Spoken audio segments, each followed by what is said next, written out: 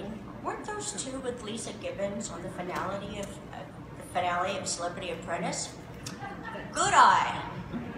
And Lisa winning was a win for caregivers and Alzheimer's awareness.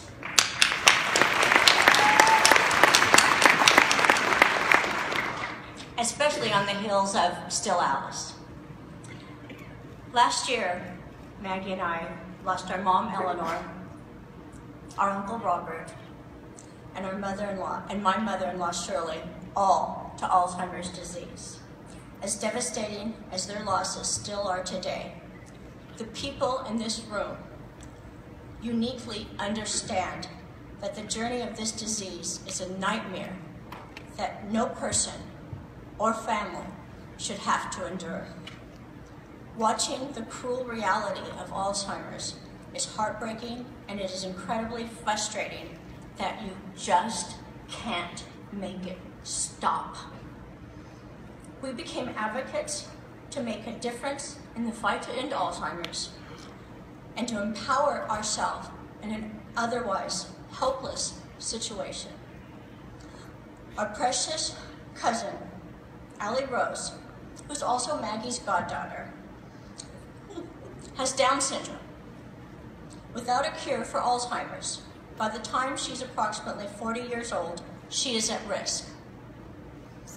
We now have an annual walk to end Alzheimer's, Team Alexandra, in Las Vegas, Nevada.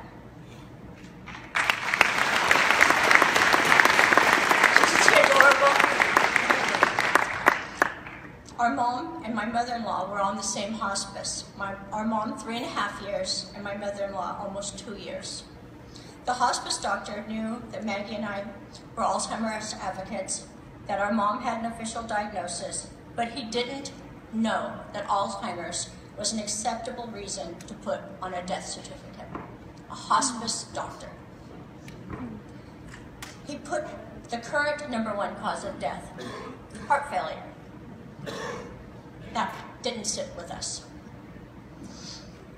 So I sent him a flood of information, and after months, he amended it.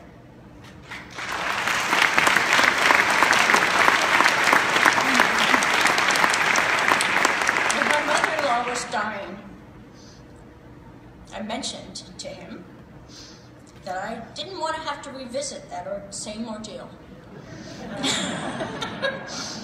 He assured me that we wouldn't, but he thanked me again for the information that I had sent and had changed the way that he had handled the death certificates from February to December when my mother-in-law died, and that he had educated the other doctors in the hospice that he worked in.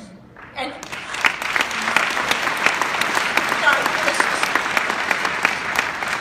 so with doctors being properly educated to list Alzheimer's disease as a current cause on a death certificate, it would likely be in the top 3.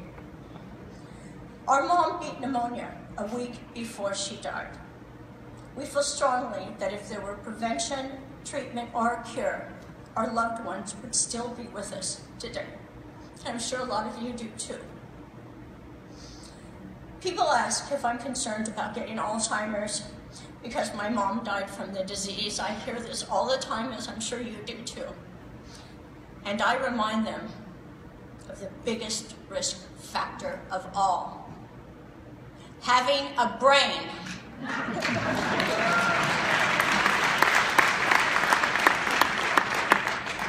We need to share our passion and education tomorrow. Let's put a face on Alzheimer's disease with our loved ones' stories, showing our buttons. We will be armed with statistics, and hopefully more personal awareness we create, the more hearts and minds we can open. As advocates, one of the greatest honors we've received is when Representative Adam Schiff of California submitted a tribute to honor our mom, Eleanor Ownbey, into the congressional record last year. I'm so proud. Very proud. A friend and advocate, Enzo, has a saying. I'm ready to. Okay. In the conquest of Alzheimer's, you didn't come to take prisoners. You came to set them free. We were born to end this.